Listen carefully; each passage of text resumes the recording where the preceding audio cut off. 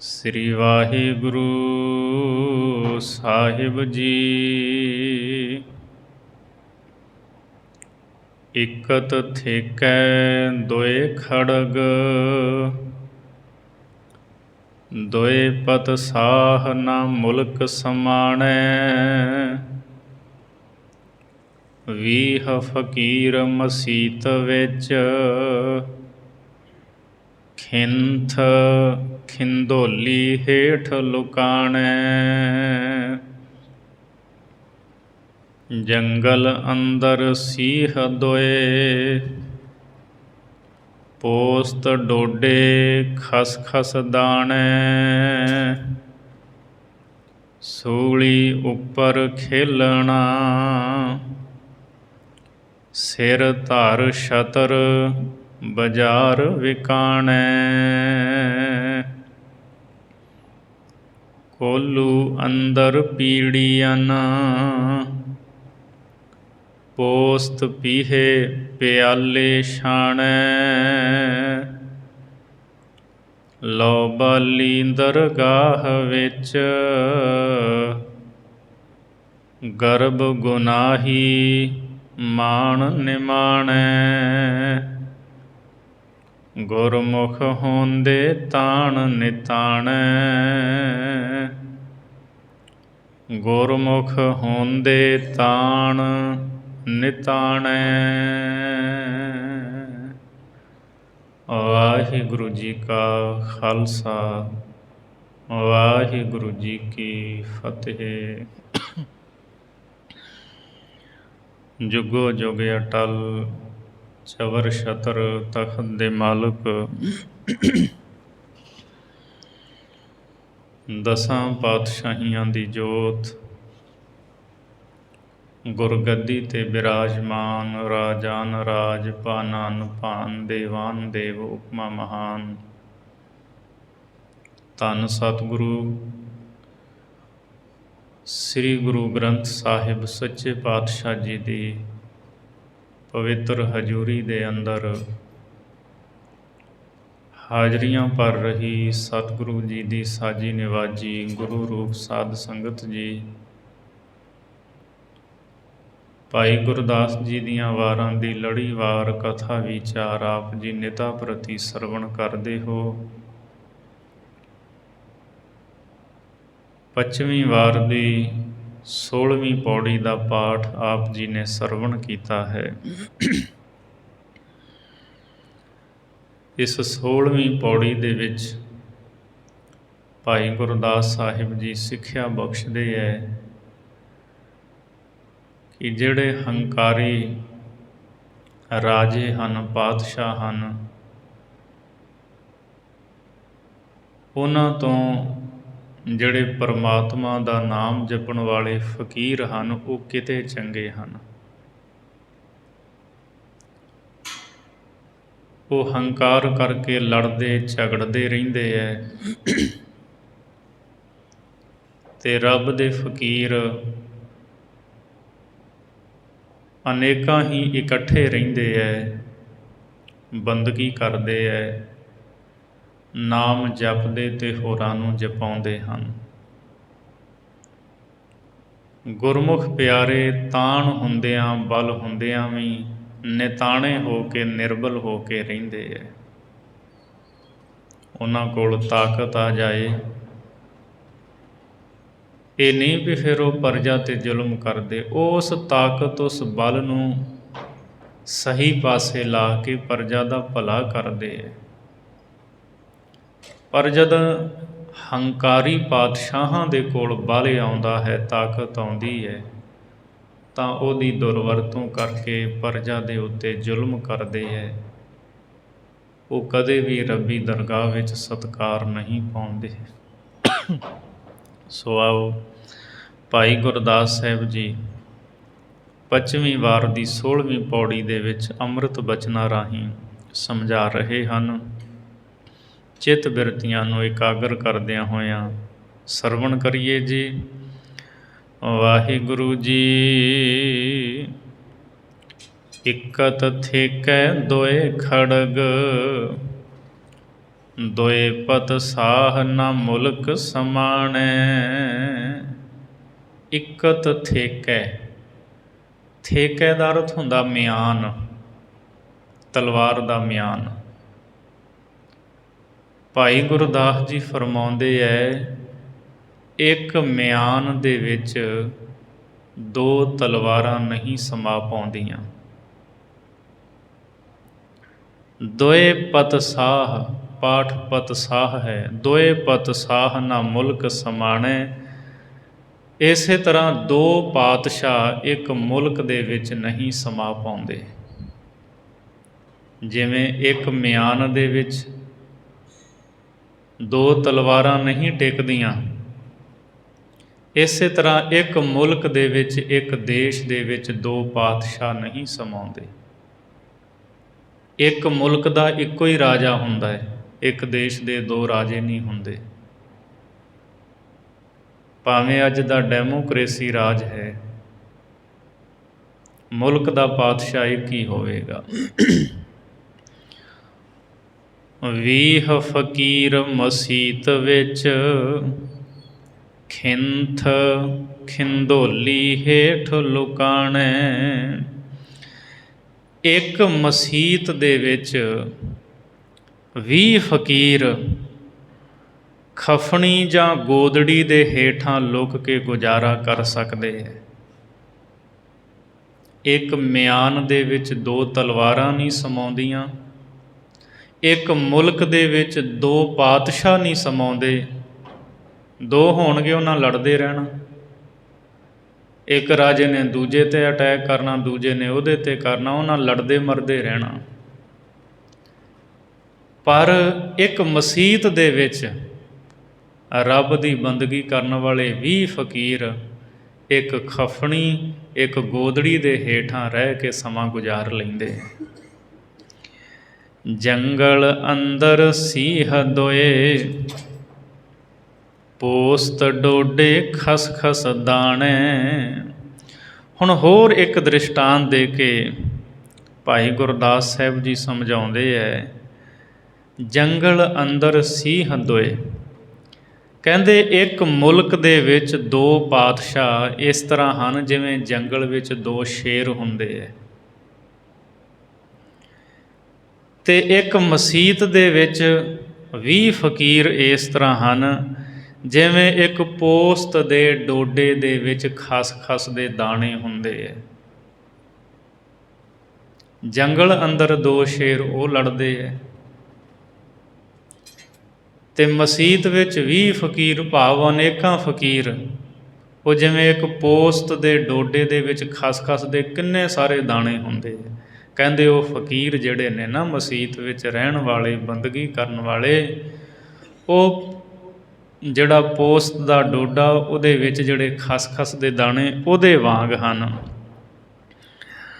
ਸੂਲੀ ਉੱਪਰ ਖੇਲਣਾ, ਸਿਰ ਧਰ ਛਤਰ ਬਾਜ਼ਾਰ ਵਿਕਾਣੈ। ਉਹ ਸੂਲੀ ਦੇ ਉੱਤੇ ਖੇਡਦੇ ਹੈ। ਪੋਸਤ ਜਿਹੜਾ ਨਾ, ਪੋਸਤ ਦੀ ਡੰਡੀ, ਉਹਦੇ ਉੱਤੇ ਹੀ ਪੋਸਤ ਦਾ ਡੋਡਾ ਲੱਗਦਾ ਹੈ। ਉਹ ਡੰਡੀ ਕੀ ਹੈ? ਕਹਿੰਦੇ ਸੂਲੀ। ਹਵਾ ਆਉਂਦੀ ਹੈ, ਉਹ ਕਦੀ ਇੱਧਰ ਨੂੰ ਕਦੀ ਉੱਧਰ ਨੂੰ। ਪੋਸਤ ਦੀ ਖੇਤੀ ਹੁੰਦੀ, ਜਿਨ੍ਹਾਂ ਨੇ ਵੇਖਿਆ ਉਹਨਾਂ ਨੂੰ ਪਤਾ ਹੈ। ਉਹ ਡੰਡੀ ਦੇ ਉੱਤੇ ਹੈ ਪੋਸਤ ਦਾ ਡੋਡਾ, ਉਹ ਸੂਲੀ ਦੇ ਉੱਤੇ ਖੇਡਦਾ ਹੈ। ਸਿਰ ਧਰ ਛਤਰ ਬਾਜ਼ਾਰ ਵਿਕਾਣੇ। ਅਤੇ ਸਿਰ ਦੇ ਉੱਤੇ ਜਦੋਂ ਉਹਦੇ ਛਤਰ ਰੱਖਿਆ ਜਾਂਦਾ, ਉਹ ਖਿੜ ਜਾਂਦਾ ਹੈ ਪੂਰਾ ਫੁੱਲ ਬਣ ਕੇ, ਉਹਦੇ 'ਚ ਦਾਣੇ ਪੂਰੇ ਬਣ ਜਾਂਦੇ ਨੇ ਉਸ ਡੋਡੇ ਦੇ ਵਿੱਚ।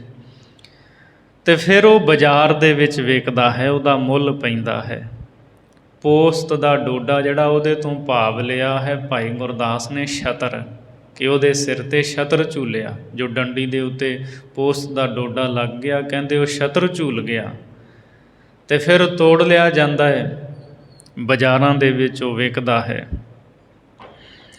ਕੋਲੂ ਅੰਦਰ ਪੀੜੀਆਂ, ਪੋਸਤ ਪੀਹੇ ਪਿਆਲੇ ਛਾਣੇ। ਅਤੇ ਕੋਲੂ ਦੇ ਵਿੱਚ ਫਿਰ ਜਿਹੜੀ ਖਸਖਸ ਹੁੰਦੀ ਹੈ ਨਾ, ਉਹ ਜਿਹੜੇ ਦਾਣੇ ਨੇ ਕੋਹਲੂ ਦੇ ਵਿੱਚ ਪਾ ਕੇ ਪੀੜੇ ਜਾਂਦੇ ਹੈ, ਉਹਦੇ 'ਚੋਂ ਤੇਲ ਨਿਕਲਦਾ ਹੈ। ਖਸਖਸ ਦਾ ਤੇਲ ਬੜਾ ਮਹਿੰਗਾ ਵਿਕਦਾ ਹੈ, ਕਈ ਦਵਾਈਆਂ ਦਾਰੂਆਂ ਦੇ ਵਿੱਚ ਪੈਂਦਾ ਹੈ, ਕਈ ਤਰ੍ਹਾਂ ਦੇ ਰੋਗਾਂ ਨੂੰ ਦੂਰ ਕਰਦਾ ਹੈ। ਖਸਖਸ ਦੇ ਉਹ ਦਾਣੇ ਬਹੁਤ ਸਾਰੇ ਕੋਹਲੂ ਵਿੱਚ ਪਾ ਕੇ ਪੀੜੇ ਗਏ, ਉਹਦੇ 'ਚੋਂ ਤੇਲ ਨਿਕਲਿਆ। ਪੋਸਤ ਪੀਹੇ ਪਿਆਲੇ ਛਾਣੇ, ਅਤੇ ਜਿਹੜੇ ਪੋਸਤੀ ਲੋਕ ਨੇ ਉਹ ਪੋਸਤ ਮਲ ਕੇ ਅਤੇ ਛਾਣ ਕੇ ਪਿਆਲਿਆਂ ਵਿੱਚ ਪਾ ਕੇ ਪੀਂਦੇ ਹੈ। ਪੋਸਤੀ ਲੋਕ ਜਿਹੜੇ ਨੇ, ਭਾਈ ਗੁਰਦਾਸ ਸਾਹਿਬ ਨੇ ਇਹ ਨਹੀਂ ਕਿਹਾ ਵੀ ਤੁਸੀਂ ਪੋਸਤ ਪੀਣਾ ਹੈ, ਦ੍ਰਿਸ਼ਟਾਂਤ ਦਿੱਤਾ ਹੈ। ਦ੍ਰਿਸ਼ਟਾਂਤ ਦਾ ਸਦਾ ਹੀ ਇੱਕ ਅੰਗ ਲਿਆ ਜਾਂਦਾ ਹੈ। ਗੱਲ ਫਕੀਰਾਂ ਦੀ ਕਰਦੇ ਨੇ, ਪਰਮੇਸ਼ਰ ਦੇ ਪਿਆਰਿਆਂ ਦੀ, ਕਿ ਇੱਕ ਪੋਸਤ ਦੇ ਡੋਡੇ ਵਿੱਚ ਕਿੰਨੇ ਖਸਖਸ ਦੇ ਦਾਣੇ ਹੁੰਦੇ ਇਕੱਠੇ।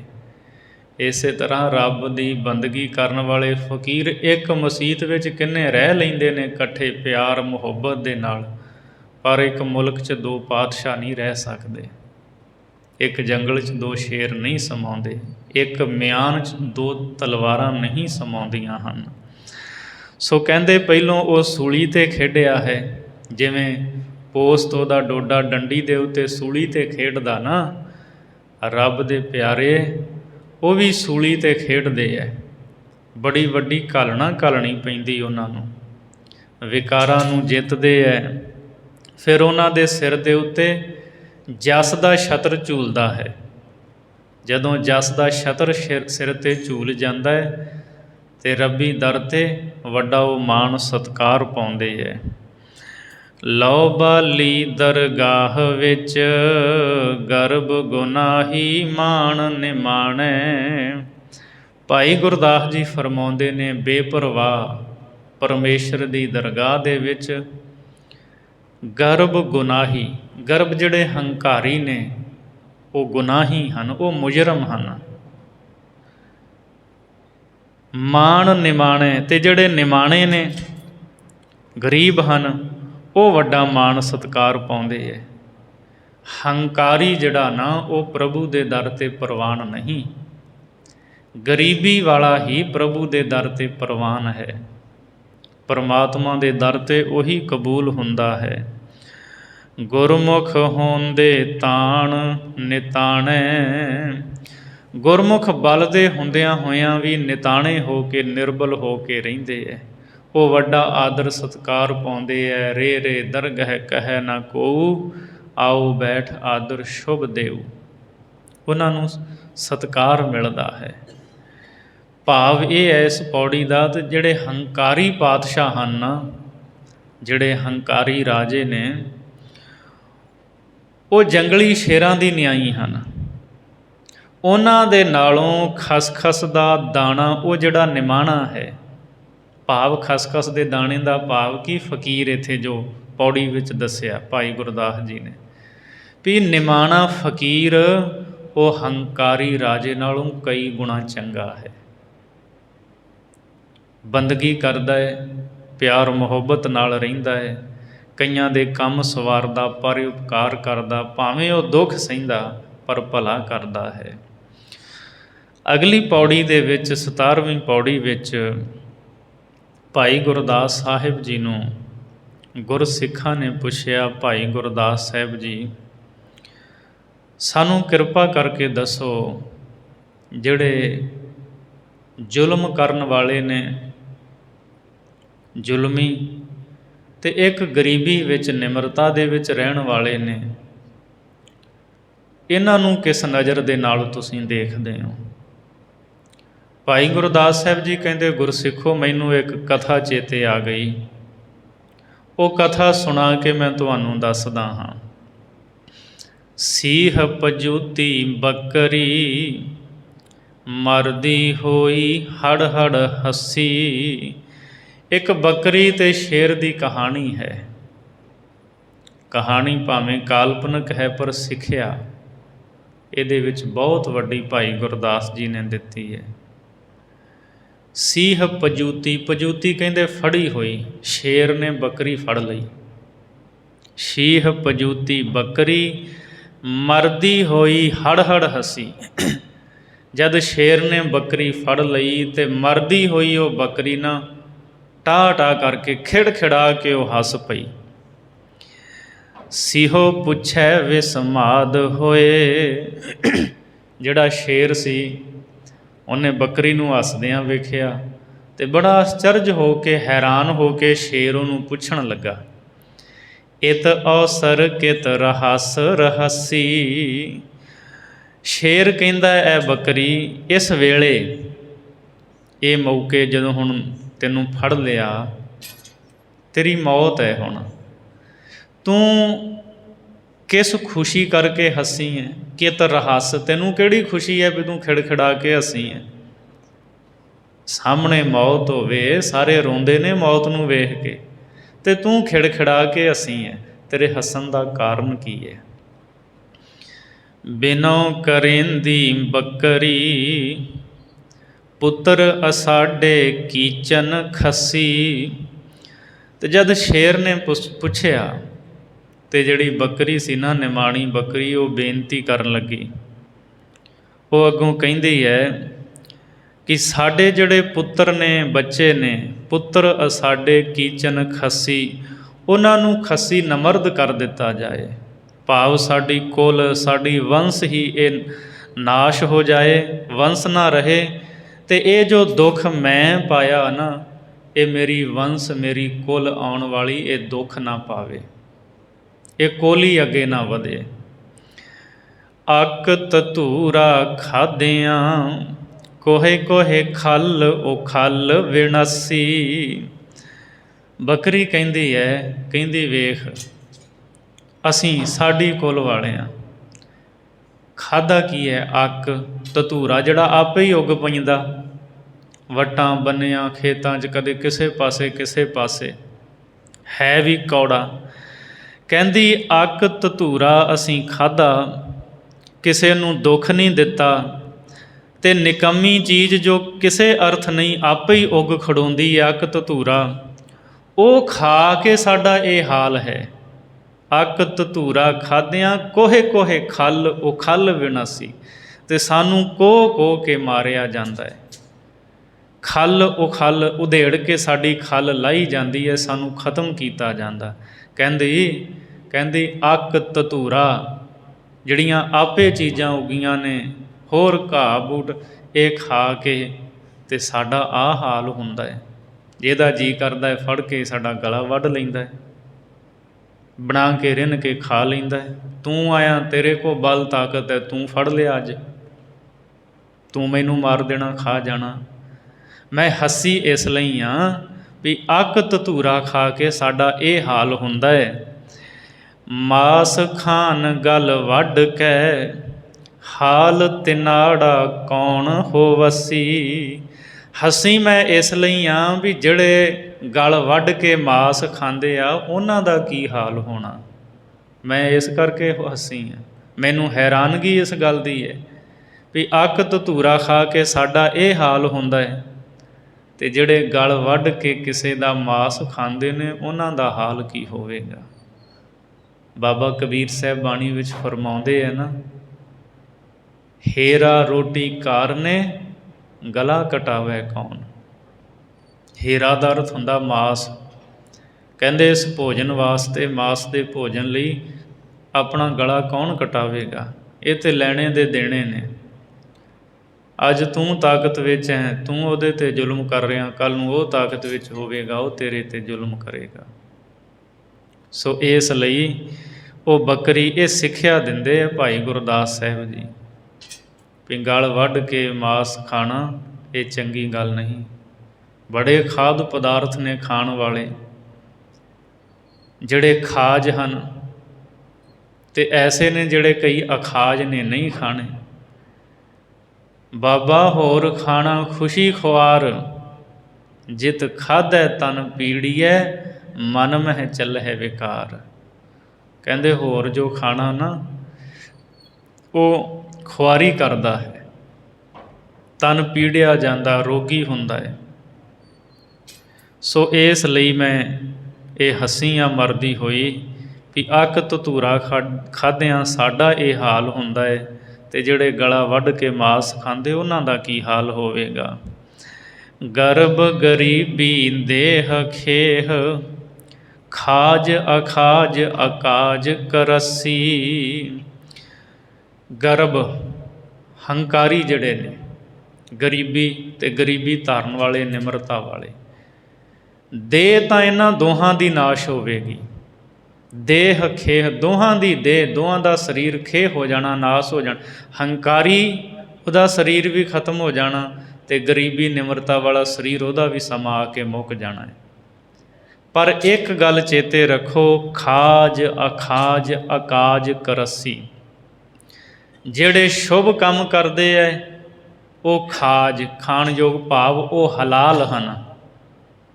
ਜਿਹੜੇ ਸ਼ੁਭ ਕੰਮ ਕਰਦੇ ਉਹ ਹਲਾਲ ਨੇ, ਅਤੇ ਜਿਹੜੇ ਅਕਾਜ ਭੈੜੇ ਕੰਮ, ਖੋਟੇ ਕੰਮ ਕਰਦੇ ਹੈ ਉਹ ਹਰਾਮ ਹਨ। ਬੰਦਾ ਆਪਣੇ ਜੀਵਨ ਵਿੱਚ ਕੀ ਕਰ ਰਿਹਾ ਹੈ, ਉਹਦੀ ਕਮਾਈ ਹਲਾਲ ਦੀ ਮਤਲਬ ਹੱਕ ਦੀ ਹੈ ਜਾਂ ਹਰਾਮ ਦੀ ਹੈ। ਮਰ ਤਾਂ ਦੋਵਾਂ ਨੇ ਜਾਣਾ, ਹੰਕਾਰੀ ਨੇ ਵੀ ਮਰ ਜਾਣਾ, ਨਿਮਰਤਾ ਵਾਲੇ ਨੇ ਵੀ ਮਰ ਜਾਣਾ।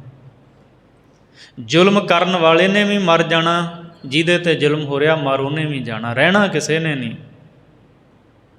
ਚੰਗੇ ਕੰਮ ਕਰਨ ਵਾਲੇ ਵੀ ਅਤੇ ਮੰਦੇ ਕੰਮ ਕਰਨ ਵਾਲੇ ਵੀ ਟੁਰ ਜਾਣਗੇ ਦੁਨੀਆ ਤੋਂ, ਖਤਮ ਹੋ ਜਾਣਗੇ। ਪਰ ਇੱਕ ਉਹ ਹੈ ਜਿਹੜਾ ਹਲਾਲ ਹੈ, ਅਤੇ ਦੂਜਾ ਭੈੜੇ ਕੰਮ ਕਰਨ ਵਾਲਾ ਉਹ ਹਰਾਮ ਹੈ। ਜਗ ਆਇਆ ਸਭ ਕੋਈ ਮਰਸੀ।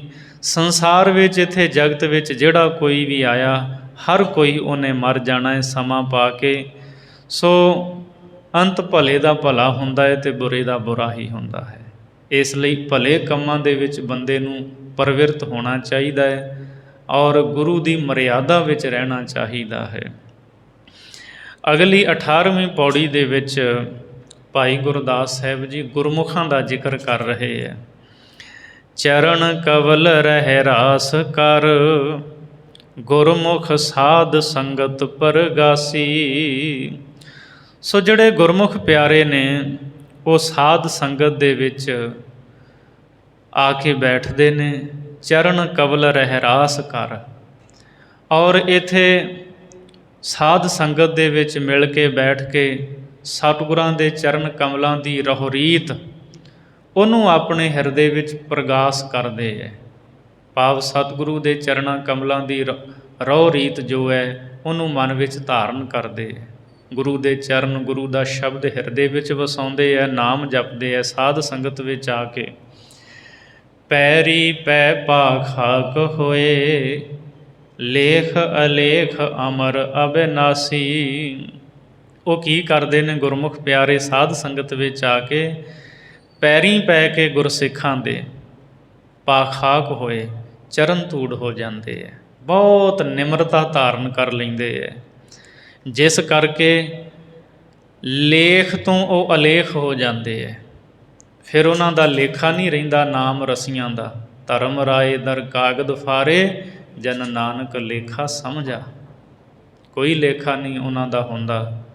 ਸੋ ਉਹ ਲੇਖੇ ਤੋਂ ਅਲੇਖ ਹੋ ਜਾਂਦੇ ਹੈ, ਅਮਰ ਹੋ ਜਾਂਦੇ ਹੈ, ਅਤੇ ਅਬਿਨਾਸ਼ੀ ਨਾਸ਼ ਤੋਂ ਰਹਿਤ ਹੋ ਜਾਂਦੇ ਹੈ।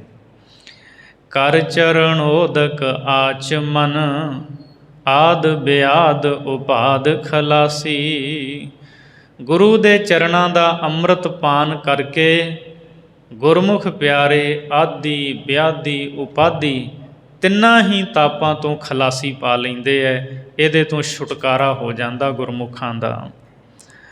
ਗੁਰਮਤਿ ਆਪ ਗਵਾਇਆ, ਮਾਇਆ ਅੰਦਰ ਕਰਨ ਉਦਾਸੀ। ਗੁਰੂ ਦੀ ਮੱਤ ਲੈ ਕੇ ਗੁਰਮੁਖਾਂ ਨੇ ਆਪਾ ਭਾਵ ਗਵਾ ਦਿੱਤਾ ਹੈ। ਗੁਰਮੁਖਾਂ ਦੇ ਅੰਦਰ ਹੈ ਕਣੀ ਜਿੰਨਾ ਵੀ ਹੰਕਾਰ ਨਹੀਂ ਹੁੰਦਾ, ਰਾਈ ਜਿੰਨਾ ਵੀ ਹੰਕਾਰ ਨਹੀਂ, ਸੂਖਸ਼ਮ ਹੰਕਾਰ ਵੀ ਉਹਨਾਂ ਦੇ ਅੰਦਰ ਨਹੀਂ ਰਹਿੰਦਾ। ਮਾਇਆ ਅੰਦਰ ਕਰਨ ਉਦਾਸੀ, ਅਤੇ ਮਾਇਆ ਵਿੱਚ ਉਹ ਉਦਾਸੀ ਕਰਦੇ ਹੈ। ਭਾਵ ਮਾਇਆ ਵਿੱਚ ਰਹਿੰਦਿਆਂ ਉਪਰਾਮ ਰਹਿੰਦੇ ਹੈ।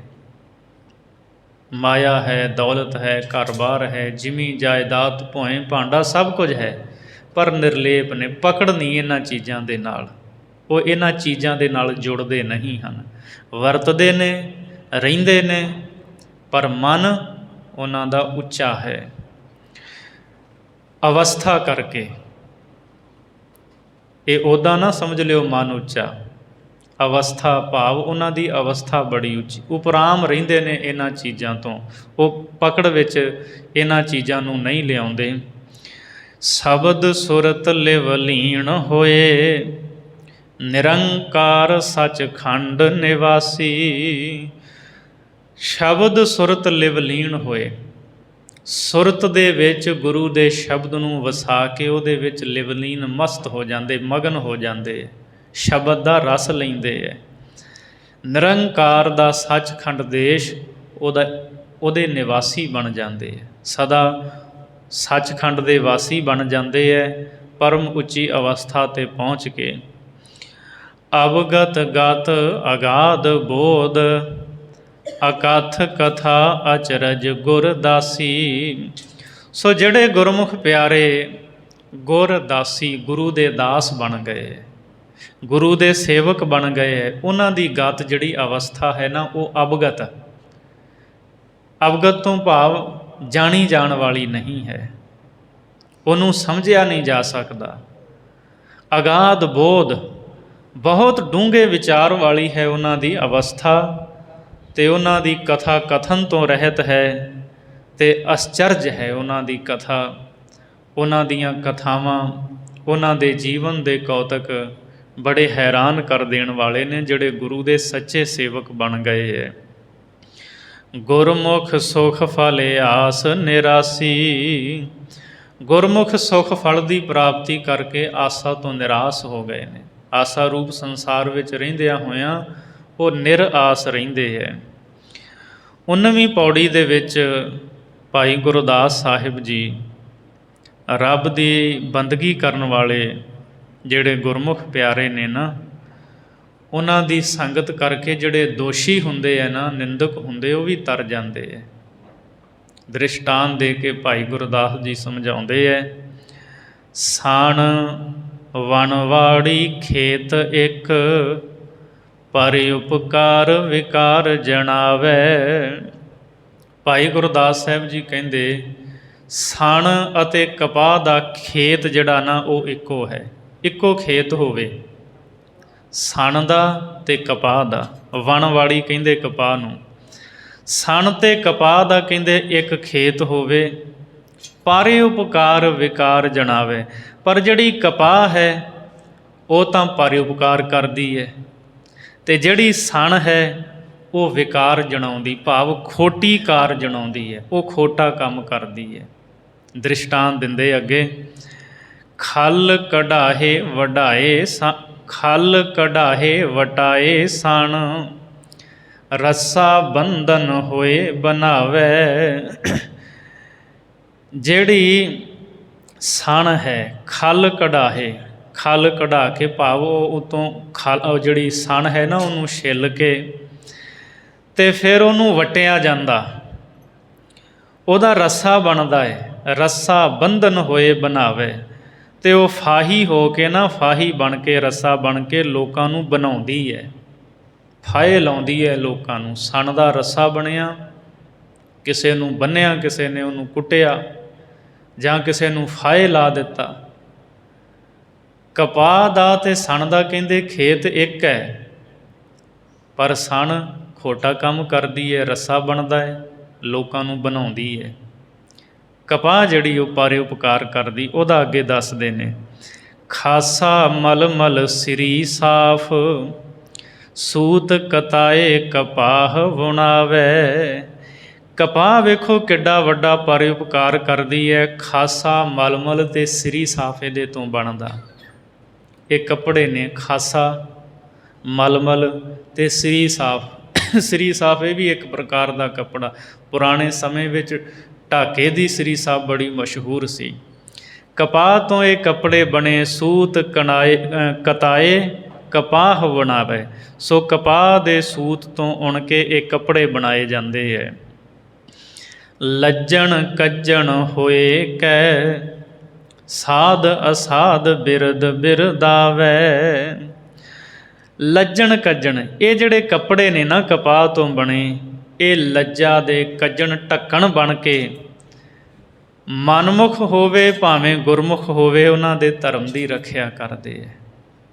ਗੁਰਮੁਖ ਪਾ ਲਵੇ, ਸਾਧੂ ਪਾ ਲਵੇ ਕੱਪੜਾ ਤਨ 'ਤੇ, ਉਹਦਾ ਵੀ ਤਨ ਢੱਕਣਾ, ਨੰਗੇਜ ਢੱਕਣਾ। ਮਨਮੁਖ ਪਾ ਲਵੇ ਅਤੇ ਉਹਦਾ ਵੀ ਤਨ ਢੱਕਣਾ। ਕਹਿੰਦੇ ਕਪਾਹ ਪਰਉਪਕਾਰ ਕਰਦੀ, ਇਹਦਾ ਕੱਪੜਾ ਬਣਿਆ, ਇਹ ਲੋਕਾਂ ਦੇ ਤਨ ਨੂੰ ਢੱਕਦੀ ਹੈ, ਉਹਨਾਂ ਦਾ ਨੰਗੇਜ ਢੱਕਦੀ ਹੈ। ਕਿੱਡਾ ਵੱਡਾ ਪਰਉਪਕਾਰ ਕਰਦੀ ਹੈ। ਸੰਗ ਦੋਖ ਨਿਰਦੋਖ ਮੋਖ, ਸੰਗ ਸੁਭਾਉ ਨਾ ਸਾਧ ਮਿਟਾਵੈ। ਪੰਜਵੀਂ ਤੁਕ ਵਿੱਚ ਭਾਈ ਗੁਰਦਾਸ ਜੀ ਦੱਸਦੇ ਹੈ, ਸੰਗ ਦੋਖ ਨਿਰਦੋਖ ਮੋਖ, ਜਿਹੜੇ ਨਿਰਦੋਖ ਨੇ, ਜਿਨ੍ਹਾਂ 'ਚ ਕੋਈ ਦੋਸ਼ ਨਹੀਂ, ਗੁਰਮੁਖ ਰੱਬ ਦੀ ਬੰਦਗੀ ਕਰਨ ਵਾਲੇ ਸਾਧੂ ਮਹਾਤਮਾ ਜਨ, ਸੰਗ ਉਹਨਾਂ ਦੀ ਸੰਗਤ ਕਰਕੇ ਦੋਖ ਜਿਹੜੇ ਦੋਸ਼ੀ ਨੇ ਉਹ ਵੀ ਮੋਖ ਮੁਕਤੀ ਨੂੰ ਪਾ ਲੈਂਦੇ ਹੈ। ਭਾਵ ਇਹ ਹੈ ਵੀ ਗੁਰਮੁਖਾਂ ਦੀ, ਰੱਬ ਦੇ ਪਿਆਰਿਆਂ ਦੀ ਸੰਗਤ ਕਰਕੇ ਦੋਸ਼ੀ ਵੀ ਮੁਕਤ ਹੋ ਜਾਂਦੇ ਹੈ। ਕਿਉਂ? ਸੰਗ ਸੁਭਾਉ ਨਾ ਸਾਧ ਮਿਟਾਵੇ। ਉਹ ਜਿਹੜੇ ਸਾਧੂ ਨੇ ਆਪਣੀ ਸੰਗਤ ਦਾ ਜੋ ਸੁਭਾਅ ਪਰਉਪਕਾਰ ਕਰਨਾ ਉਹਨੂੰ ਮਿਟਾਉਂਦੇ ਨਹੀਂ। ਉਹਨਾਂ ਦੇ ਕੋਲ ਜਿਹੜਾ ਮਰਜ਼ੀ ਚੱਲ ਕੇ ਆਵੇ, ਉਹਨਾਂ ਦਾ ਕੰਮ ਹੈ ਉਪਦੇਸ਼ ਦੇ ਕੇ ਜੀਵਨ ਸੰਵਾਰਨਾ। ਤੋ ਸੰਗਤ ਦਾ ਜਿਹੜਾ ਉਹਨਾਂ ਦਾ ਗੁਣ ਹੈ ਨਾ, ਉਸ ਨੂੰ ਕਦੇ ਮਿਟਾਉਂਦੇ ਨਹੀਂ ਸਾਧੂ ਜਨ। ਤਰੱਪੜ ਹੋਵੇ ਧਰਮਸਾਲ, ਸਾਧ ਸੰਗਤ ਪਗ ਧੂੜ ਤੁਮਾਵੇ। ਹੁਣ ਦੱਸਦੇ ਆ ਭਾਈ ਗੁਰਦਾਸ ਜੀ ਵੀ ਕਹਿੰਦੇ ਵੇਖੋ, ਜਿਹੜੀ ਸਣ ਦੁਖਦਾਈ ਸੀ ਨਾ, ਜਿਹੜੀ ਸਣ ਦੁੱਖ ਦਿੰਦੀ ਸੀ, ਰੱਸੇ ਬਣੇ ਉਹਦੇ, ਫਾਈ ਬਣ ਕੇ ਕਈਆਂ ਦੇ ਗਲਾਂ 'ਚ ਪਈ, ਬਣਾਇਆ ਕਈਆਂ ਨੂੰ। ਕਹਿੰਦੇ ਉਹੀ ਸਣ ਜਦੋਂ ਤੱਪੜ ਬਣ ਕੇ ਧਰਮਸ਼ਾਲਾ ਦੇ ਵਿੱਚ ਆ ਜਾਂਦੀ ਹੈ, ਉਸੇ ਸਣ ਦੇ ਜਦੋਂ ਤੱਪੜ ਬਣੇ ਧਰਮਸ਼ਾਲਾ ਵਿੱਚ ਆ ਗਏ, ਸਾਧ ਸੰਗਤ ਪਗ ਧੂੜ ਤੁਮਾਵੇ, ਅਤੇ ਸਾਧ ਸੰਗਤ ਦੇ ਚਰਨਾਂ ਦੀ ਧੂੜ ਉਸ ਤੱਪੜ 'ਤੇ ਪੈਂਦੀ ਹੈ। ਕਹਿੰਦੇ ਫਿਰ ਉਹ ਸਣ ਦੇ ਬਣੇ ਹੋਏ ਤੱਪੜ ਵੀ ਸਫਲੇ ਹੋ ਗਏ, ਕਿਰਤਾਰਥ ਹੋ ਗਏ, ਉਹ ਸਣ ਵੀ ਸਫਲੀ ਹੋ ਗਈ। ਪਹਿਲੋਂ ਉਹ ਵਿਕਾਰ ਕਰਦੀ ਸੀ, ਖੋਟੀ ਕਾਰ ਕਰਦੀ ਸੀ, ਲੋਕਾਂ ਨੂੰ ਬਣਾਉਂਦੀ ਸੀ ਰੱਸੇ ਬਣ ਬਣ ਕੇ। ਸਾਧ ਸੰਗਤ ਵਿੱਚ ਤੱਪੜ ਬਣ ਕੇ ਜਦੋਂ ਆਈ, ਸੰਗਤ ਦੇ ਚਰਨਾਂ ਦੀ ਧੂੜ ਪਈ, ਉੱਥੇ ਉਹ ਕੰਮ ਆ ਗਈ ਅਤੇ ਉਹ ਸਣ ਵੀ ਸਫਲੀ ਹੋ ਗਈ। ਸੋ ਇਹ ਹੈ ਸਾਧੂਆਂ ਦੀ ਸੰਗਤ, ਗੁਰਮੁਖਾਂ ਦੀ ਸੰਗਤ ਦਾ ਲਾਭ ਕਿ ਦੋਸ਼ੀ ਵੀ ਮੁਕਤ ਹੋ ਜਾਂਦੇ ਹੈ। ਕੱਟ ਕੁੱਟ ਸਣ ਕਿਰਤਾਸ ਕਰ, ਹਰ ਜਸ ਲਿਖ ਪੁਰਾਣ ਸੁਣਾਵੇ। ਪਾਠ ਹੈ ਕੱਟ ਕੁੱਟ। ਕਹਿੰਦੇ ਫਿਰ ਵੇਖੋ, ਦੁਖਦਾਈ ਸੀ ਸਣ, ਪਰ ਸਫਲੀ ਕਿਵੇਂ ਹੋਈ? ਅੱਗੇ ਹੋਰ ਦੱਸਦੇ, ਕਹਿੰਦੇ ਇਸੇ ਸਣ ਨੂੰ ਕੁੱਟ ਕੇ ਕੱਟ ਕੇ ਜਦੋਂ ਇਹਦਾ ਕਾਗਜ਼ ਬਣਾ ਦਿੱਤਾ, ਉਸ ਕਾਗਜ਼ ਦੇ ਉੱਤੇ ਗਿਆਨੀ ਪੁਰਸ਼ਾਂ ਨੇ ਹਰੀ ਦਾ ਜਸ ਲਿਖਿਆ, ਰੱਬ ਦੀਆਂ ਸਿਫਤਾਂ ਲਿਖੀਆਂ, ਅਤੇ ਪੜ੍ਹ ਪੜ੍ਹ ਕੇ ਫਿਰ ਲੋਕਾਂ ਨੂੰ ਉਹ ਸਿਫਤਾਂ ਸੁਣਾਈਆਂ। ਕਹਿੰਦੇ ਸਣ ਜਿਹੜੀ ਸੀ ਉਹ ਸਫਲੀ ਹੋ ਗਈ। ਸੰਗਤ ਦਾ ਫਰਕ ਹੈ ਨਾ, ਜਿੱਦਾਂ ਦੀ ਸੰਗਤ ਬੰਦੇ ਨੂੰ ਮਿਲੇਗੀ ਉਹ ਉੱਦਾਂ ਦਾ ਹੀ ਬਣੇਗਾ। ਗੁਰਮੁਖਾਂ ਦੀ ਸੰਗਤ ਜੀਵਨ ਨੂੰ ਸਫਲ ਬਣਾ ਦਿੰਦੀ ਹੈ, ਮਨਮੁਖਾਂ ਦੀ ਸੰਗਤ ਜੀਵਨ ਦੀ ਨੌਕਾ ਨੂੰ ਡੋਬ ਦਿੰਦੀ ਹੈ। ਸੋ ਉਸ ਸਣ ਤੋਂ ਕਾਗਜ਼ ਬਣਿਆ, ਰੱਬ ਦਾ ਜਸ ਲਿਖਿਆ, ਗਿਆਨੀ ਲੋਕਾਂ ਨੇ, ਉਹ ਗੁਰਮੁਖਾਂ ਨੇ ਕਥਾਵਾਂ ਸੁਣਾਈਆਂ, ਅਤੇ ਉਹ ਸਣ ਕਾਗਜ਼ ਬਣ ਕੇ ਜਿਹਦੇ 'ਤੇ ਰੱਬ ਦਾ ਜਸ ਲਿਖਿਆ ਗਿਆ, ਉਹ ਸਫਲੀ ਹੋ ਗਈ। ਪਤਿਤ ਪੁਨੀਤ ਕਰੈ ਜਨ ਭਾਵੈ। ਜੇਕਰ ਪਰਮੇਸ਼ਰ ਦੇ ਪਿਆਰਿਆਂ ਨੂੰ ਭਾਵੇ, ਚੰਗਾ ਲੱਗੇ, ਤਾਂ ਉਹ ਪਾਪੀਆਂ ਨੂੰ ਵੀ ਪਵਿੱਤਰ ਕਰ ਦਿੰਦੇ ਹੈ। ਪਤਿਤ ਪੁਨੀਤ ਕਰੈ ਜਨ ਭਾਵੈ। ਗੁਰਮੁਖਾਂ ਦੇ ਵਿੱਚ ਇੰਨੀ ਸਮਰੱਥਾ ਹੁੰਦੀ, ਉਹਨਾਂ ਦੀ ਸੰਗਤ ਕਰਕੇ ਪਾਪੀ ਵੀ ਤਰ ਜਾਂਦੇ ਹੈ। ਸਣ ਸੰਗਤ ਵਿੱਚ ਤਰੱਪੜ ਬਣੇ, ਤਰ ਗਈ, ਕਾਗਜ਼ ਬਣ ਕੇ ਜਸ ਲਿਖਿਆ ਗਿਆ, ਤਰ ਗਈ, ਸਫਲ ਹੋ ਗਈ। ਇਸੇ ਤਰ੍ਹਾਂ ਗੁਰਮੁਖਾਂ ਦੀ ਸੰਗਤ 'ਚ ਕੋਈ ਆਉਂਦਾ, ਉਹ ਸਫਲ ਹੋ ਜਾਂਦਾ ਹੈ। 25ਵੀਂ ਵਾਰ ਦੀ ਇਹ ਅਖੀਰਲੀ 20ਵੀਂ ਪੌੜੀ ਹੈ। ਭਾਈ ਗੁਰਦਾਸ ਸਾਹਿਬ ਜੀ ਇਸ ਪੌੜੀ ਦੇ ਵਿੱਚ ਵੀ ਸੰਗਤ ਦਾ ਗੁਣ ਦੱਸਦੇ ਹੈ। ਪੱਥਰ ਚਿੱਤ ਕਠੋਰ ਹੈ, ਚੂਨਾ ਹੋਵੇ ਅੱਗੀ ਦੱਦਾ। ਪੱਥਰ ਦਾ ਚਿੱਤ ਅੰਦਰੋਂ ਬੜਾ ਕਠੋਰ ਹੈ, ਪੱਥਰ ਕਰੜਾ ਹੁੰਦਾ ਹੈ। ਚੂਨਾ ਹੋਵੇ ਅੱਗੀ ਦੱਦਾ, ਪਰ ਇੱਕ ਖਾਸ ਉਹੀ ਪੱਥਰ ਜਦੋਂ ਅੱਗ ਵਿੱਚ ਸਾੜਿਆ ਜਾਂਦਾ ਉਹ ਚੂਨਾ ਹੋ ਜਾਂਦਾ, ਚੂਨਾ ਬਣ ਜਾਂਦਾ। ਉਹਦਾ ਕਲੀ ਨਹੀਂ ਹੁੰਦੀ ਜਿਹੜੀ ਬੜੇ ਕੰਮਾਂ ਦੇ ਵਿੱਚ ਵਰਤੀ ਜਾਂਦੀ ਹੈ, ਚੂਨਾ ਜਿਹੜਾ ਦਵਾਈਆਂ ਦੇ ਵਿੱਚ ਵੀ ਪਾਉਂਦੇ, ਅੱਜ ਕੱਲ੍ਹ ਵੀ ਪਾਉਂਦੇ। ਆਯੁਰਵੈਦਿਕ ਵਾਲਿਆਂ ਨੂੰ ਪੁੱਛੀਏ, ਉਹ ਕਹਿੰਦੇ 80 ਤੋਂ ਵਧੇਰੇ ਰੋਗ ਇਹ ਚੂਨਾ ਦੂਰ ਕਰਦਾ ਹੈ। ਪਰ ਵਰਤਣਾ ਕਿਵੇਂ ਹੈ ਇਹ ਵੈਦਾਂ ਨੂੰ ਪਤਾ ਹੈ। ਸੋ ਪੱਥਰ ਦਾ ਚਿੱਤ ਬੜਾ ਕਠੋਰ, ਉਹ ਕਰੜਾ ਹੈ, ਪਰ ਅੱਗ ਵਿੱਚ ਜਦੋਂ ਉਹਨੂੰ ਸਾੜਿਆ ਜਾਂਦਾ ਹੈ ਤੇ ਉਹ ਚੂਨਾ ਬਣ ਜਾਂਦਾ, ਉਹੀ ਪੱਥਰ ਬਰੀਕ ਹੋ ਜਾਂਦਾ। ਅੱਗ ਬੁਝੈ ਜਲ ਛਿੜਕੇ ਐ, ਚੂਨਾ ਅੱਗ ਉੱਠੇ ਅਤ ਵੱਧਾ। ਕਹਿੰਦੇ ਅੱਗ ਜਿਹੜੀ ਹੈ ਉਹਦੇ ਉੱਤੇ ਪਾਣੀ ਛਿੜਕੀਏ ਤਾਂ ਉਹ ਅੱਗ ਬੁਝ ਜਾਂਦੀ ਹੈ, ਪਰ ਉਹ ਚੂਨੇ ਵਿੱਚ ਜਿਹੜੀ ਅੱਗ ਹੈ ਉਹਦੇ 'ਤੇ ਪਾਣੀ ਛਿੜਕੀਏ ਉਹ ਹੋਰ ਉੱਠਦੀ ਹੈ, ਹੋਰ ਧੂੰਆਂ ਪੈਦਾ ਹੁੰਦਾ ਹੈ, ਵੱਧ ਜਾਂਦੀ ਹੈ। ਪਾਣੀ ਪਾਏ ਵੇਹੋ ਨਾ ਜਾਏ, ਅਗਨ ਨਾ ਛੁੱਟੈ ਅਵਗੁਣ ਬੱਧਾ। ਪਾਣੀ ਪਾਏ ਵੇਹੋ ਨਾ ਜਾਏ, ਪਾਣੀ ਦੇ ਪਾਇਆਂ ਉਹ ਚੂਨੇ ਦੇ ਅੰਦਰਲੀ ਜਿਹੜੀ ਜ਼ਹਿਰ ਹੈ, ਜਿਹੜੀ ਅੱਗ ਹੈ, ਉਹ ਦੂਰ ਨਹੀਂ ਹੁੰਦੀ। ਉਹ ਇਹੋ ਜਿਹੇ ਔਗਣ ਵਿੱਚ ਬੱਧਾ ਹੋਇਆ ਹੈ, ਉਹ ਜਿਹੜਾ ਪੱਥਰ ਦਾ ਚੂਨਾ ਬਣਿਆ ਉਹ ਇਹੋ ਜਿਹੇ ਔਗਣ ਵਿੱਚ ਬੱਧਾ ਹੋਇਆ ਹੈ ਵੀ ਉਹਦੀ ਜਿਹੜੀ ਤਾਸੀਰ ਹੈ, ਅਗਨੀ ਹੈ, ਜ਼ਹਿਰ ਹੈ, ਉਹ ਜਾਂਦੀ ਨਹੀਂ ਪਾਣੀ ਪਾਇਆ। ਜੀਭੈ ਉੱਤੇ ਰੱਖਿਆਂ, ਛਾਲੇ ਪਵਨ ਸੰਗ ਦੁੱਖ ਲੱਦਾ। ਅਤੇ ਉਹ ਚੂਨੇ ਨੂੰ ਜੇਕਰ ਜੀਭ ਦੇ ਉੱਤੇ, ਜ਼ੁਬਾਨ ਦੇ ਉੱਤੇ ਰੱਖ ਲਈਏ, ਛਾਲੇ ਪਵਨ, ਤਾਂ ਜ਼ੁਬਾਨ ਦੇ ਉੱਤੇ ਛਾਲੇ ਪੈ ਜਾਂਦੇ ਹੈ। ਸੰਗ ਦੁੱਖ ਲੱਦਾ, ਇਹਦੀ ਸੰਗਤ ਕਰਨ ਦੇ ਨਾਲ ਦੁੱਖ ਹੀ ਲੱਦਾ ਪ੍ਰਾਪਤ ਹੁੰਦਾ ਹੈ। ਪਾਨ ਸੁਪਾਰੀ ਕਥ ਮਿਲ, ਰੰਗ ਸੁਰੰਗ ਸੰਪੂਰਨ ਸੱਦਾ। ਭਾਈ ਗੁਰਦਾਸ ਸਾਹਿਬ ਜੀ ਫਰਮਾਉਂਦੇ, ਅੱਗੇ ਸੁਣੋ, ਕਹਿੰਦੇ ਉਹੀ ਚੂਨਾ ਜ਼ੁਬਾਨ 'ਤੇ ਰੱਖਿਆਂ ਛਾਲੇ ਪੈ ਜਾਂਦੇ ਹੈ, ਅਤੇ ਉਹੀ ਚੂਨਾ ਜਦੋਂ ਪਾਨ ਸੁਪਾਰੀ ਅਤੇ ਕੱਥ ਦੇ ਨਾਲ ਮਿਲ ਜਾਵੇ ਤਾਂ ਉਹਦੇ ਵਿੱਚੋਂ ਸੰਪੂਰਨ ਸਾਧਿਆ ਹੋਇਆ ਲਾਲ ਰੰਗ ਪੈਦਾ ਹੋ ਜਾਂਦਾ ਹੈ। ਸੰਗਤ ਬਦਲੀ, ਉਹਦੀ ਤਾਸੀਰ, ਉਹਦਾ ਗੁਣ ਬਦਲ ਗਿਆ। ਇਹ ਦ੍ਰਿਸ਼ਟਾਂਤ ਭਾਈ ਗੁਰਦਾਸ ਸਾਹਿਬ ਨੇ ਦਿੱਤੇ ਨੇ ਵੀ ਬੰਦਾ ਜਿੱਦਾਂ ਦੇ ਲੋਕਾਂ ਦੀ ਸੰਗਤ ਕਰੇਗਾ ਉੱਦਾਂ ਦਾ ਬਣ ਜਾਵੇਗਾ। ਚੰਗਿਆਂ ਦੀ ਸੰਗਤ ਕਰੇਗਾ ਚੰਗਾ ਬਣ। ਚੂਨਾ ਜੇ ਇਉਂ ਸਿੱਧਾ ਹੀ ਜ਼ੁਬਾਨ 'ਤੇ ਬੰਦਾ ਰੱਖ ਲਵੇ, ਛਾਲੇ ਪੈ ਜਾਣੇ ਨੇ। ਅਤੇ ਦਵਾਈਆਂ ਦੇ ਅੱਜ ਪਤਾ ਨਹੀਂ ਕਿੰਨੀਆਂ ਕੁ ਦਵਾਈਆਂ ਵਿੱਚ ਪੈਂਦਾ ਹੈ, ਐਲੋਪੈਥੀ ਉਹਨਾਂ ਵਿੱਚ ਵੀ, ਹੋਰ ਵੀ ਬਹੁਤ ਕੰਮ ਆਉਂਦਾ ਹੈ। ਸੋ ਸੰਗਤ ਕਿੱਦਾਂ ਦੀ ਮਿਲੀ, ਉਹਦਾ ਗੁਣ ਅੱਗੇ ਕੀ ਉਜਾਗਰ ਹੋਇਆ।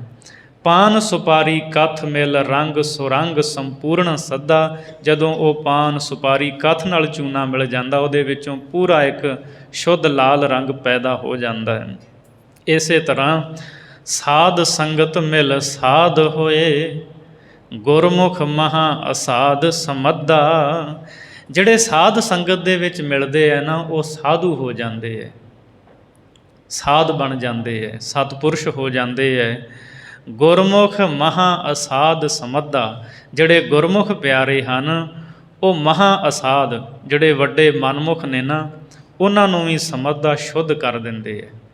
ਉਹਨਾਂ ਮਨਮੁਖਾਂ ਨੂੰ, ਸਾਖਤਾਂ ਨੂੰ ਵੀ ਗੁਰਮੁਖ ਬਣਾ ਦਿੰਦੇ ਹੈ। ਸੋ ਉਹਨਾਂ ਗੁਰਮੁਖਾਂ ਦੀ ਸੰਗਤ ਕਰਕੇ ਉਹ ਮਨਮੁਖ ਵੀ ਉੱਚੀ ਅਵਸਥਾ ਦੇ ਮਾਲਕ ਬਣ ਜਾਂਦੇ ਹੈ, ਕਿਉਂਕਿ ਸੰਗਤ ਗੁਰਮੁਖਾਂ ਦੀ ਹੈ, ਨਾਮ ਰਸੀਆਂ ਦੀ ਹੈ। ਆਪ ਗਵਾਏ ਮਿਲੈ ਪਲ ਅੱਧਾ। ਇਸ ਲਈ ਭਾਈ ਗੁਰਦਾਸ ਸਾਹਿਬ ਜੀ ਫਰਮਾਉਂਦੇ, ਆਪਾ ਭਾਵ ਗਵਾ ਕੇ, ਮੈਂ ਮੇਰੀ ਨੂੰ ਦੂਰ ਕਰਕੇ, ਮਿਲੈ ਪਲ ਅੱਧਾ। ਭਾਵੇਂ ਬੰਦਾ ਅੱਧਾ ਪਾਲੀ ਗੁਰਮੁਖਾਂ ਦੀ ਸੰਗਤ, ਸਾਧੂਆਂ ਦੀ ਸੰਗਤ ਵਿੱਚ ਮਿਲ ਜਾਵੇ ਤਾਂ ਉਹਦਾ ਜੀਵਨ ਸਫਲ ਹੋ ਜਾਂਦਾ, ਉਹਦੇ ਜੀਵਨ ਦੇ ਵਿੱਚ ਤਬਦੀਲੀ ਆ ਜਾਂਦੀ ਹੈ, ਤਾਂ ਉਹਨੂੰ ਉਹ ਕੀਤੀ ਹੋਈ ਸੰਗਤ ਦਾ ਫਲ ਮਿਲ ਜਾਂਦਾ ਹੈ। ਏਕ ਚਿੱਤ ਜਿਹ ਇੱਕ ਛਿਨ ਧਿਆਇਓ, ਕਾਲ ਫਾਸ ਕੇ ਬੀਚ ਨਾ ਆਇਓ। ਜੇ ਇੱਕ ਚਿੱਤ, ਇੱਕ ਛਿਨ ਵੀ ਇੱਕ ਚਿੱਤ ਇਕਾਗਰ ਹੋ ਕੇ ਰੱਬ ਦਾ ਨਾਮ ਜਪ ਲਵੇ, ਉਹ ਕਾਲ ਦੀਆਂ ਫਾਹੀਆਂ ਦੇ ਵਿੱਚ ਨਹੀਂ ਆਉਂਦਾ। ਇਸ ਲਈ ਸੰਗਤ ਦਾ ਗੁਣ ਹੈ। ਸੰਗਤ ਕਾ ਗੁਣ ਬਹੁਤ ਅਦਕਾਈ, ਪੜ੍ਹ ਸੂਆ ਗਨਕ ਉਦਾਰੇ। ਇਹ ਸੰਗਤ ਦਾ ਗੁਣ ਹੈ। ਤੋਤੇ ਨੂੰ ਪੜ੍ਹਾਉਂਦੀ ਗਨਕਾ ਵੀ ਤਰ ਗਈ। ਚੂਨੇ ਨੂੰ ਜਿੱਦਾਂ ਦੀ ਸੰਗਤ ਮਿਲੀ, ਉਹ ਉੱਦਾਂ ਦਾ ਗੁਣ ਉਹਦੇ ਵਿੱਚ ਪ੍ਰਗਟ ਹੋ ਗਿਆ।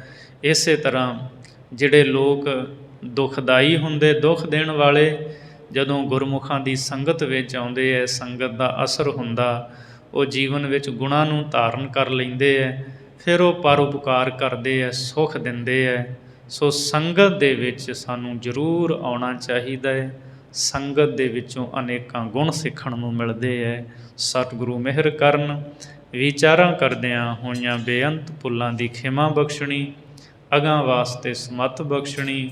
ਸੋ ਅੱਜ ਦੇ ਦਿਨ ਭਾਈ ਹਰਜਿੰਦਰ ਸਿੰਘ ਜਿੰਦਾ ਅਤੇ ਭਾਈ ਸੁਖਦੇਵ ਸਿੰਘ ਜੀ ਸੁੱਖਾ, ਜਿਹੜੇ ਸਾਡੀ ਕੌਮ ਦੇ ਹੀਰੇ ਨੇ, ਜਦੋਂ ਜੂਨ 1984 ਦੇ ਵਿੱਚ ਸੱਚਖੰਡ ਸ੍ਰੀ ਹਰਿਮੰਦਰ ਸਾਹਿਬ, ਸ੍ਰੀ ਅਕਾਲ ਤਖਤ ਸਾਹਿਬ, ਹੋਰ ਅਨੇਕਾਂ ਗੁਰਧਾਮਾਂ 'ਤੇ ਭਾਰਤ ਦੀ ਜ਼ਾਲਮ ਸਰਕਾਰ ਵੱਲੋਂ ਹਮਲਾ ਕੀਤਾ ਗਿਆ, ਟੈਂਕਾਂ ਤੋਪਾਂ ਦੇ ਨਾਲ ਹਜ਼ਾਰਾਂ ਬੇਗੁਨਾਹਾਂ ਨੂੰ, ਬੀਬੀਆਂ, ਬੱਚਿਆਂ, ਬਜ਼ੁਰਗਾਂ, ਸਿੱਖਾਂ ਨੂੰ ਮੌਤ ਦੇ ਘਾਟ ਉਤਾਰਿਆ ਗਿਆ, ਤਾਂ ਸਿੱਖ ਹਿਰਦੇ ਤੜਫ ਉੱਠੇ। ਉਸ ਵੇਲੇ ਭਾਰਤੀ ਫੌਜ ਦਾ ਮੁਖੀ ਏ.ਕੇ. ਵੈਦਿਆ, ਅਰਨ ਕੁਮਾਰ ਵੈਦਿਆ ਸੀ। ਪੂਨੇ ਦੇ ਵਿੱਚ ਕੋਠੀ ਪਾ ਕੇ ਉੱਥੇ ਰਹਿਣ ਲੱਗ ਪਿਆ। ਅਤੇ ਭਾਈ ਹਰਜਿੰਦਰ ਸਿੰਘ ਜਿੰਦਾ, ਭਾਈ ਸੁਖਦੇਵ ਸਿੰਘ ਸੁੱਖਾ ਨੇ ਅੱਜ ਦੇ ਦਿਨ 10 ਅਗਸਤ 1986 ਨੂੰ ਇਸ ਭਾਰਤੀ ਫੌਜ ਦੇ ਮੁਖੀ ਨੂੰ ਗੋਲੀਆਂ ਮਾਰ ਕੇ ਉਹਨੂੰ ਉਹਦੀ ਕੀਤੀ ਦੀ ਸਜ਼ਾ ਦੇ ਦਿੱਤੀ। ਸੋ ਐਸੇ ਮਹਾਨ ਕੌਮੀ ਯੋਧੇ, ਜਿਹੜੇ ਕੌਮ ਦੀ ਲੱਥੀ ਹੋਈ ਪੱਗ ਨੂੰ ਸਿਰ 'ਤੇ ਰੱਖਣ ਵਾਲੇ ਹੈ, ਭਾਈ ਹਰਜਿੰਦਰ ਸਿੰਘ ਜਿੰਦਾ, ਭਾਈ ਸੁਖਦੇਵ ਸਿੰਘ ਸੁੱਖਾ, ਉਹਨਾਂ ਦੀ ਕਰਨੀ ਨੂੰ ਅਸੀਂ ਸਦਾ ਹੀ ਸਲਾਮ ਕਰਦੇ ਹਾਂ। ਸਤਿਗੁਰੂ ਮਿਹਰ ਕਰਨ ਜੀ। ਆਓ ਅੰਤਲੀਆਂ ਪੰਕਤੀਆਂ ਪੜ੍ਹ ਕੇ ਫਤਿਹ ਦੀ ਸਾਂਝ ਕਰੀਏ। ਸਾਧ ਸੰਗਤ ਮਿਲ ਸਾਧ ਹੋਏ, ਗੁਰਮੁਖ ਮਹਾ ਅਸਾਧ ਸਮੱਧਾ, ਆਪ ਗਵਾਏ ਮਿਲੈ ਪਲ ਅੱਧਾ। ਵਾਹਿਗੁਰੂ ਜੀ ਕਾ ਖਾਲਸਾ, ਵਾਹਿਗੁਰੂ ਜੀ ਕੀ ਫਤਿਹ।